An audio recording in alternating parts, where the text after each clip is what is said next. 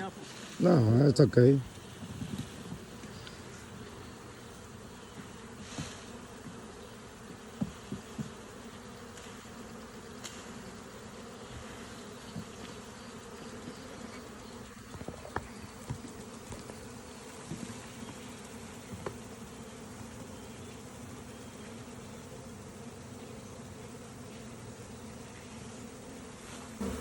You can see they're building wax on that apple already.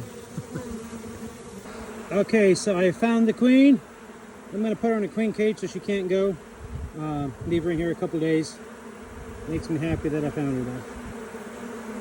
So now that I have her in the cage, I will go ahead and slide these together and put her in there. Now they will stay in there. Wow, look at that, just pour them out.